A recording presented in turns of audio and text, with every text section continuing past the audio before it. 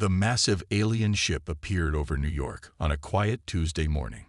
Its sleek, silver surface gleamed in the sunlight, stretching nearly a mile across the clear blue sky. The world held its breath. And for once, every TV channel showed the same image. Ambassador James Mitchell straightened his tie for the 10th time as he waited in the United Nations building. After 30 years in diplomatic service, he never thought he'd be humanity's first representative to an alien civilization. The weight of responsibility pressed down on his shoulders like a heavy coat. The aliens called themselves the Galactic Council. Their representatives were tall, elegant beings with smooth blue skin and large, intelligent eyes. They moved with the confidence of people who had mastered the stars thousands of years ago. "We welcome Earth to the galactic community," the lead alien delegate said through their translator. Their voice was smooth and clear, carrying just a hint of superiority. "Though we must admit, we are surprised by your current level of development." Mitchell kept his face neutral, though he noticed the slight pause.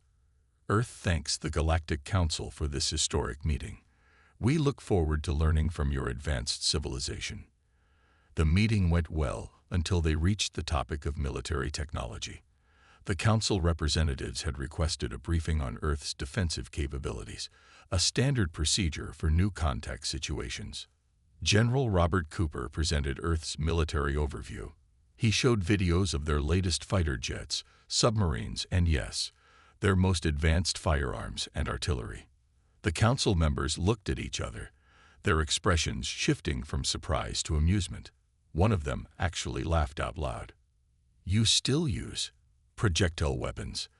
the lead delegate asked, trying to hide his smile. "Physical bullets.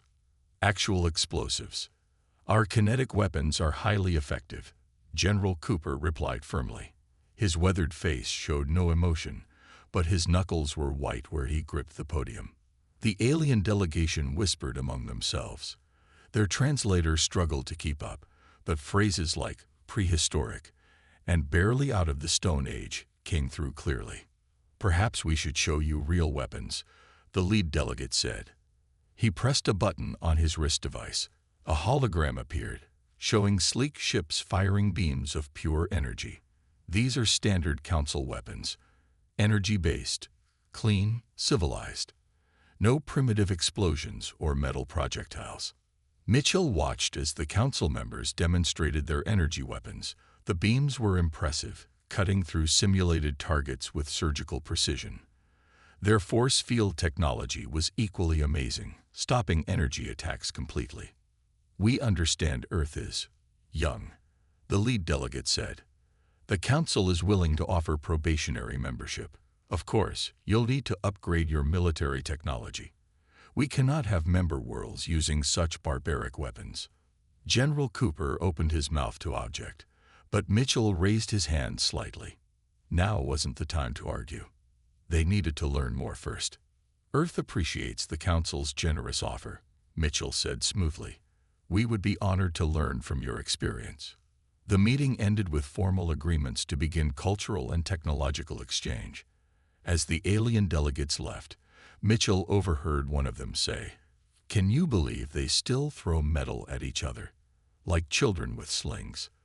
Later that evening, in a secure room deep under the Pentagon, Mitchell sat with General Cooper and other military leaders. The mood was tense.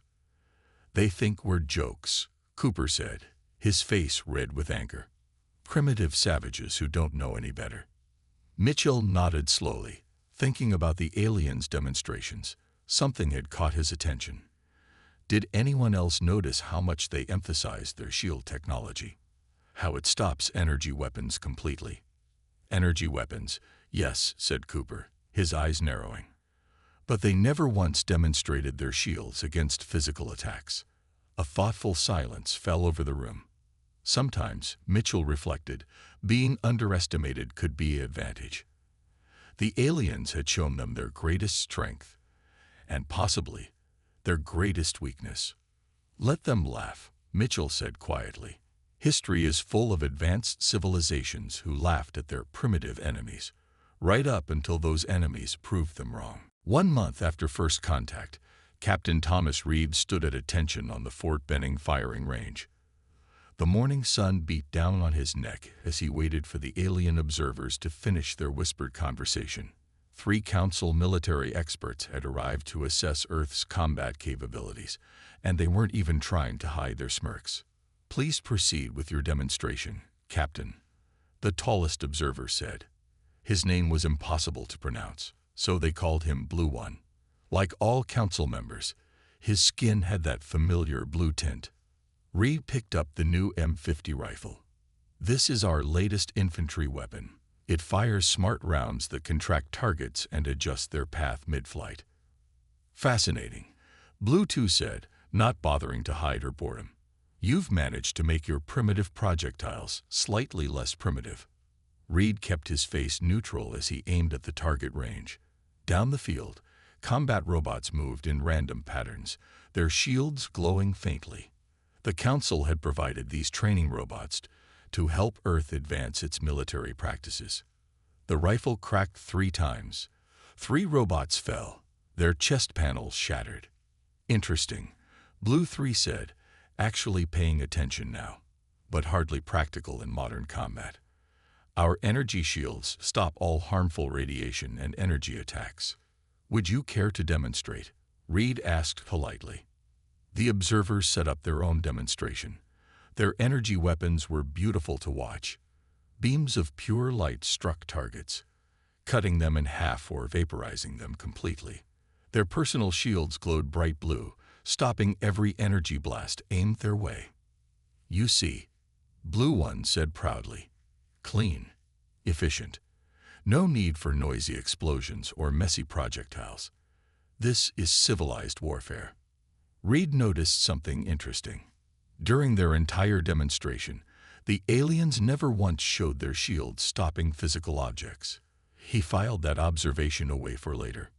Back at the Pentagon, Reed gave his report to General Cooper and Ambassador Mitchell. The room was packed with military leaders and scientists, all eager to hear about the Council's technology. "They're overconfident," Reed said, "and they keep avoiding certain topics. When I asked about kinetic impacts on their shields, they changed the subject. Every time." Dr. Anna Walker, their lead military scientist, spoke up from her corner. She hadn't looked up from her tablet during the entire meeting. "Captain Reed, in your video of their shield demonstration, did you notice any dust passing through their barriers?" Reed thought back. "Now that you mention it, yes, the wind was blowing, and I could see dust particles passing right through their shields." "Just as I suspected," Walker said, finally looking up. Her eyes were bright with excitement. "Their shields are tuned specifically for energy attacks. They're not designed to stop physical objects at all." The room went quiet as everyone processed this information. "Are you saying," General Cooper asked slowly, "that their amazing shield technology is useless against regular bullets?" "Not completely useless," Walker corrected. "The shields would slow down physical objects somewhat, but compared to how they handle energy weapons," she smiled. "Let's just say I'd rather have good old-fashioned body armor against a bullet." Ambassador Mitchell leaned forward. "How sure are you about this?" "Look at their ship designs," Walker said, pulling up images on the main screen. "All their combat vessels have thick armor under their shields. Why need armor if your shields are perfect? Because they know their greatest weakness, and they've designed around it. And they assume everyone else will follow their path," Reed added. "They think we'll abandon our primitive weapons and copy their technology. They're not even considering that we might stick with what works." Mitchell smiled for the first time that day. "Well, let's not enlighten them just yet. Keep playing along. Let them think we're eager to advance to their level." "Should we start developing energy weapons?" Cooper asked. "Of course," Mitchell replied. "They expect us to, but we'll also keep our powder dry, so to speak. Sometimes the old ways are the best ways." As the meeting ended, Reed watched the Council's ships gleaming in orbit through the office window. They looked powerful, advanced, and untouchable. But now he knew better. Those mighty ships had a weakness, and humanity had accidentally spent centuries perfecting the exact weapons needed to exploit it. He almost felt sorry for them. Almost. Dr. Anna Walker hadn't slept in 2 days. Her laboratory deep beneath the Rocky Mountains was filled with holographic displays showing alien shield frequencies and weapon designs. Coffee cups littered her desk, testament to her endless work hours.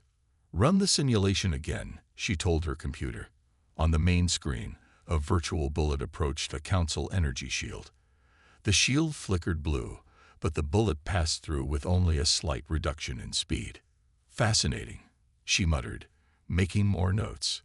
"Their shields are perfect against energy weapons, but they might as well be tissue paper against solid objects." A knock at her lab door made her jump. General Cooper entered, followed by Ambassador Mitchell and Captain Reed. They looked serious. "Tell me you have good news, Doctor," Cooper said, looking at the simulations. Walker smiled and pressed a button. The main screen filled with test results. "Better than good. I've confirmed our theory. Council shields are completely optimized for energy weapons. They can stop a laser blast or plasma bolt instantly, but they barely slow down physical projectiles." "How is that possible?" Reed asked, studying the data. "Their technology is hundreds of years ahead of ours." "That's exactly why," Walker explained, pulling up more diagrams. "They'd spent centuries perfecting energy weapons and shields. They forgot about kinetic weapons completely. It's like building the perfect umbrella against rain, but forgetting it needs to work against hail too." Mitchell watched the simulations with growing interest. "And they have no idea we figured this out." "None," Walker confirmed. "Their military observers keep pushing us to adopt their weapon systems. They think they're being generous, teaching the primitive humans how to fight properly." Cooper picked up one of Walker's test bullets. It looked normal but felt slightly heavier than standard ammunition. "What's special about these?" "That's the really interesting part," Walker said, taking the bullet. "I've modified them to generate a tiny energy field. Not enough to do damage, but enough to confuse their sensors. When their shields detect the energy signature, they focus on stopping that and completely ignore the actual bullet." "You've weaponized their overconfidence," Mitchell said softly. "They're so focused on energy attacks, they won't even register the real threat." Walker nodded. "Exactly. And here's the best part. I can apply this principle to all our weapons: artillery shells, tank rounds, even space-based mass drivers. They'll all slip right through Council shields." Reed whistled quietly. "No wonder they were so eager to get us to abandon our primitive weapons. They're actually afraid of them." "Not afraid," Mitchell corrected. "They don't even consider them a threat. That's much better for us. They've convinced themselves that kinetic weapons are obsolete. Their arrogance is our advantage." Cooper studied the modified bullet again. "How quickly can we put this into production without the Council noticing?" "That's the clever bit," Walker said, pulling up manufacturing plans. "We can make these modifications in our old factories. The Council won't even bother monitoring them. They're too focused on our new energy weapon facilities. Speaking of which," Mitchell added, "we should speed up our energy weapon development. Make it very visible. Let them think we're eager to advance to their level." "A distraction," Reed said, understanding. "While they're watching us build laser weapons, we'll be quietly upgrading our entire conventional arsenal," Cooper finished. "Dr. Walker, how many of these modified rounds can we produce?" Walker brought up a production schedule. "With our current factories running at normal capacity, to avoid suspicion, we can have enough for every military unit within 6 months. The modifications are simple once you know the principle." Mitchell looked at the others. "The Council has scheduled another military inspection in 2 weeks. They want to check our progress toward energy weapons." "We'll give them a good show," Cooper said. "Let them see exactly what they expect to see: primitive humans struggling to copy their advanced technology." As the others left her lab, Walker turned back to her simulations. On the screen, Bullets slipped through alien shields like they weren't even there. She thought about the Council's dismissive attitudes, their constant condescension. "Laugh all you want," she whispered to the images of Council ships on her screen. "You won't be laughing much longer." The colony world of New Eden was humanity's pride. Green fields stretched under twin suns, and the main settlement gleamed with new buildings. Commander Laura Stone watched from her defense post as colonists went about their daily work, unaware of the approaching danger. Multiple ships dropping out of faster-than-light travel, her radar operator reported. 7 vessels, pirate configuration. Stone nodded calmly. They'd been expecting this. The Council had warned them that pirates sometimes targeted new colonies, using it as another excuse to push their energy weapons on humanity. "All civilians to shelters," she ordered. "Deploy defense units as planned. And make sure our camera drones are recording everything." The pirate ships were typical Council designs, sleek, powerful, and protected by energy shields that glowed blue against the morning sky. Their leader's message was predictably arrogant.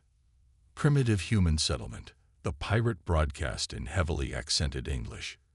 "Your colony is now under our control. Your projectile weapons are useless against our shields. Surrender, and we will be merciful." Stone allowed herself a small smile. Record response. "Come and take it." The pirates laughed over the comm channel. Their ships descended, energy weapons powering up with impressive displays of light. They clearly expected an easy victory. Stone waited until they were in range. "All units, weapons free. Use the special ammunition only. Show these pirates what primitive weapons can do." The first shot came from an old M5 tank hidden behind a hill. Its main gun roared, sending one of Walker's modified shells straight at the lead pirate ship. The pirates didn't even bother dodging. Their shields were proven technology, after all. The shell passed through their energy shield like it wasn't even there. The explosion took off the ship's entire front section. It crashed into an empty field, its crew never knowing what hit them. "What?" The pirate leader screamed over the comm. "Impossible. Our shields are at full power." "All units, open fire," Stone ordered calmly. What followed was beyond the pirates' worst nightmares. Modified bullets from human rifles punched through their personal shields, downing pirates who had thought themselves invulnerable. Artillery shells ignored their ship shields completely, tearing through hull plating designed to resist energy weapons but not physical impacts. "Their shields are failing," one pirate yelled in panic. "No," another responded, true fear in his voice. "The shields are working perfectly. These primitives, they're not using energy weapons at all." Stone watched through her binoculars as the pirates tried to retreat. Their ships, designed for energy weapon battles, had sacrificed physical armor for better shield generators. Now those expensive shields were worse than useless. They drained power while doing nothing against human weapons. "Target their engines," Stone ordered. "Don't let them escape to warn others." The battle lasted less than 15 minutes. 6 pirate ships lay scattered across New Eden's fields, their mighty shields still humming but useless against simple physics. The 7th ship had managed to jump away, badly damaged. "Damage report," Stone called out. "Minimal, Commander," her sergeant reported. "They were so focused on their energy weapons, they never thought to dodge our shots. They just sat there, trusting their shields until it was too late." Stone picked up a captured pirate weapon. It was beautiful, sleek, and powerful, against the right enemy. But its owner had died to a simple rifle bullet, his shield useless against what he had considered primitive technology. "Send word to Earth," she ordered. "Tell them Operation Hubris is a complete success, and make sure the Council gets the battle footage they requested." Her communications officer grinned. "Think they'll realize what really happened?" "No," Stone said, watching cleanup crews approach the wrecked pirate ships. "They'll see what they expect to see. Lucky primitives who got a few lucky shots. Their pride won't let them see the truth." She looked at the pirate weapon again, then set it aside in favor of her standard-issue rifle. "Send a message to Dr. Walker, too. Tell her she was right. Tell her it worked perfectly. In orbit, the colony's sensors detected multiple Council ships approaching, no doubt coming to investigate the battle. Stone smiled. Let them come. Let them study the wreckage. Their own arrogance would blind them to the truth until it was too late. The age of energy weapons wasn't over. But the age of underestimating humanity definitely was. The Council chamber buzzed with angry voices. Ambassador Mitchell stood calmly in the center of the vast room, surrounded by towering alien representatives. The recordings of the New Eden battle played on floating screens around them. This is unacceptable. The head counselor's voice boomed across the chamber. You were supposed to be upgrading to proper energy weapons. Instead, you used primitive projectiles against Council standard shields. We defended our colony with the weapons we had, Mitchell replied smoothly. The pirates didn't seem to mind our primitive status when they attacked. Blue One, the military observer who had once laughed at human weapons, stepped forward. But this is impossible. Our shields are perfect. They cannot fail. Dr. Walker, standing beside Mitchell, spoke up. The shields didn't fail. They worked exactly as designed. They stopped all energy attacks perfectly. Then how? Blue One started, then stopped as understanding finally dawned on his face. Because there were no energy attacks to stop, Mitchell finished. Just simple physics. The chamber erupted in chaos. Council members argued loudly, some demanding immediate action against Earth, others calling for studies of the battle footage. A few simply sat in shocked silence. Order, the head counselor shouted. This changes nothing. Earth agreed to modernize its military. This primitive victory was merely luck. As if to prove his point, alarms suddenly blared through the chamber. Emergency messages flashed on all screens. Multiple pirate attacks reported. A council operator announced. They're targeting human colonies. 15. No, 20 separate raids. Mitchell looked at Walker, who nodded slightly. They had expected this. The pirates thought they had found easy targets. We request council assistance, Mitchell said formally, hiding his smile. Our nearest ships are hours away, the head counselor replied. Your colonies will have to. The operator interrupted. Sir, reports coming in. All pirate attacks repelled. Human forces reporting complete victories at all locations. Silence fell over the chamber. The screens showed similar scenes from different colonies, pirate ships with perfect shields, destroyed by simple human bullets and shells. This is your plan. Blue One asked Mitchell quietly. Use our own overconfidence against us. No plan, Mitchell replied. We simply kept using what works. You were so convinced energy weapons were the only answer, you forgot about the basics of physics. More reports flooded in. Pirates retreating across Council space, some surrendering rather than face human weapons. Others desperately trying to modify their shields, but centuries of focusing solely on energy weapons had left them vulnerable. The head counselor raised his hands for silence. Perhaps we were hasty in our judgment of Earth's military technology.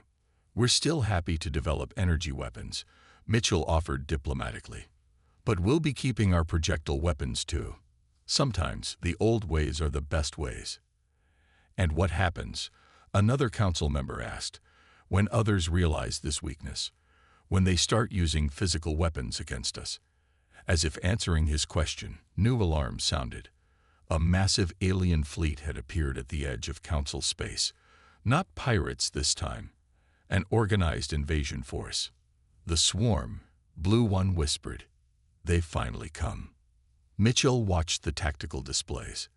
The invading ships were similar to Council vessels, all energy weapons, all shield-dependent. Earth offers its assistance, Mitchell said formally. Our forces are ready to deploy, with projectile weapons. The head counselor looked physically pained, but nodded.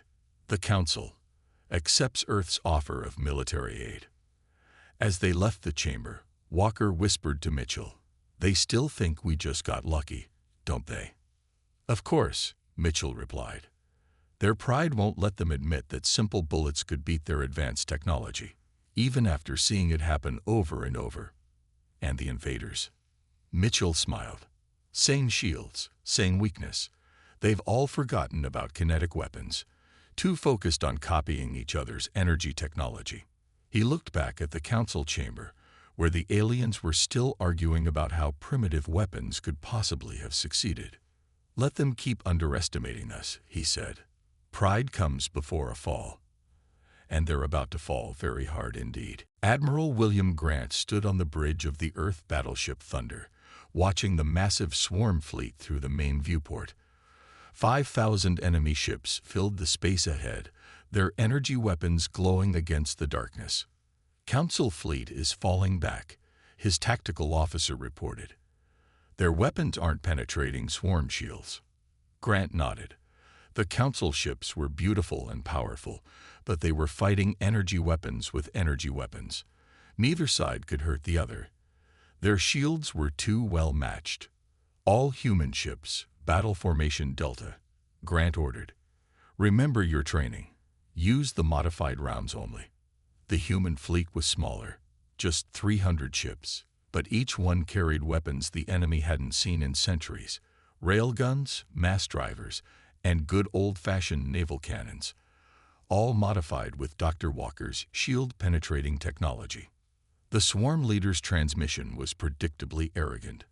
Primitive human vessels. Your council allies cannot help you. Surrender now. Grant smiled. All ships, open fire. The space between the fleets lit up with trails from human projectiles. The swarm didn't even try to dodge. Why should they? Their shields had never failed before. The first volley struck home. Massive holes appeared in swarm ships as physical projectiles, ignored their expensive shields completely. Kinetic energy tore through hull plating designed to resist energy weapons. Enemy fleet responding, tactical reported. They're laughing at us, sir. They think the first hits were luck. Keep firing, Grant ordered. Let them laugh. The swarm maintained perfect formation, still not bothering to evade. Their shields glowed brightly against human attacks, doing absolutely nothing to stop the physical shells tearing their ships apart.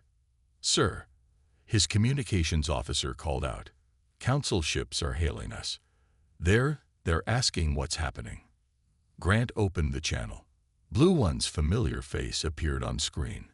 Admiral Grant, how are you penetrating their shields? They're the most advanced design in the galaxy. The most advanced energy shields, Grant corrected. But you all forgot about simple physics. A rock doesn't care how good your energy shield is. More swarm ships exploded as human railguns found their marks.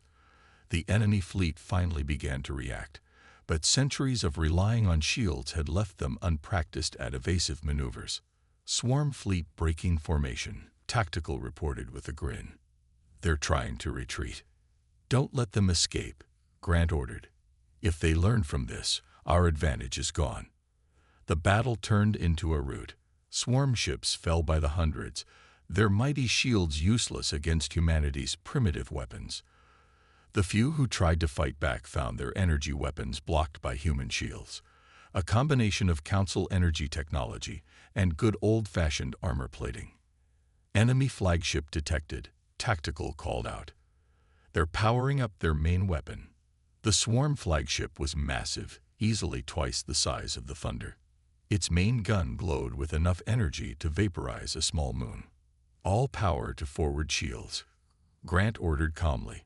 Then target their bridge. Fire the main gun. The Thunder's railgun spoke once. A single projectile, barely visible against space, crossed the distance in seconds. The swarm flagship's shields flared brilliantly. The projectile passed through them like they weren't there. The swarm flagship's bridge exploded, taking its command staff with it. Without leadership, the remaining enemy ships fell into chaos. Swarm fleet in full retreat, tactical reported. Counting. Over 3,000 ships destroyed or disabled. No casualties on our side. The Council ships were approaching now, their commander still trying to understand what they had witnessed. Blue One's voice came over the comm again. "Admiral Grant, this is impossible. Our finest scientists said shields couldn't fail like this."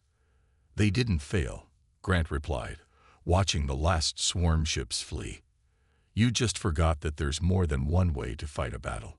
Sometimes the old ways are still the best." He looked at the battlefield, where debris from thousands of ships floated in silence. Each one had perfect shields, top-of-the-line energy weapons, and centuries of advanced technology, all defeated by simple physics and human ingenuity. "Send word to Earth," he ordered. "Tell them Operation Physics Lesson is complete. And tell Dr. Walker. Tell her she just saved the galaxy with a bullet." 6 months after the defeat of the swarm, the Galactic Council chamber looked very different. Where once humans had stood as primitive newcomers, they now had seats of honor. Ambassador Mitchell tried not to smile as he watched various alien races studying captured human weapons. "The Council recognizes Earth's contribution to galactic security," the head counselor announced. His voice had lost its condescending tone. "Humanity's innovative approach to warfare has changed our understanding of combat." Dr. Walker stood at a central podium, surrounded by Council weapon scientists. The same aliens who had once laughed at human technology now took careful notes as she spoke. "The principle is simple," she explained. "You can't rely on just one type of defense. Energy shields are powerful, but physical armor is still necessary. The best defense combines both." In the back of the chamber, Admiral Grant watched Council engineers examining the human railgun. Their expressions reminded him of children discovering something new and exciting. "We request permission to study human weapon designs," Blue One said formally. He had been appointed as the Council's Chief of Military Innovation, a new position created after the swarm's defeat. "Of course," Mitchell replied. "As full members of the Council, we're happy to share our technology, both energy and kinetic weapons." The chamber's main screen showed scenes from across Council space. Shipyards were busy adding physical weapons to alien vessels. Training grounds showed Council soldiers learning to use simple rifles alongside their energy weapons. Some races had even started developing their own versions of human guns. "To think," Blue One said quietly to Mitchell, "we spent centuries thinking we had reached the peak of weapon technology. We forgot the basic lessons of physics." "Pride blinds us all sometimes," Mitchell replied diplomatically. "The important thing is learning from our mistakes." Dr. Walker's presentation continued. "The next generation of ships will combine energy shields with physical armor. Weapons will include both energy beams and kinetic projectiles. By using both technologies, we cover all possible threats." The Council members nodded in agreement. The same aliens who had once mocked primitive human weapons now treated them with respect bordering on reverence. Admiral Grant approached Mitchell. "Latest reports from the border. 3 more swarm fleets tried to attack this month. They'd modified their shields, thinking they'd solve the problem." "And?" Mitchell asked, already knowing the answer. "Complete defeats. Turns out centuries of focusing purely on energy weapons left them unprepared for basic physical combat. They don't even know how to dodge anymore." In a corner of the chamber, Captain Reed was showing young Council officers how to field-strip a rifle. "Remember," he told them, "sometimes the simplest solution is the best solution." The head counselor raised his hands for attention. "The Council has unanimously voted to establish the Human Combat Academy. All member races will send their military leaders to Earth to learn what we now call integrated warfare, the combination of energy and kinetic weapons." Mitchell stood to address the chamber. "Earth accepts this honor. We'll teach what we know, and learn what you can teach us. Together, we'll be stronger than either of us could be alone." The chamber erupted in applause. Dr. Walker joined Mitchell at his seat, watching the celebration. "They're finally taking us seriously," she said. "Better late than never," Mitchell replied. "Though I admit I'll miss their condescending smiles a little bit." "Don't worry," Walker laughed. I'm sure humans will find new ways to surprise them. It's what we do best." As the ceremony continued, Mitchell reflected on how far they'd come. From being laughed at as primitives to being honored as teachers, all because humans had never forgotten the basics, had never been too proud to use simple solutions to complex problems. On the main screen, a new class of ships rolled out of Earth's shipyards. They carried both energy weapons and railguns, protected by shields and armor. The best of both worlds, created by races working together instead of looking down on each other. "You know what the funny thing is?" Mitchell said to Walker. "They're still not sure exactly how we did it. They think there must be some complex secret to our success." Walker smiled. "Should we tell them the secret is just keeping things simple?" "Let them figure it out," Mitchell replied. "Sometimes the best lessons are the ones you learn for yourself."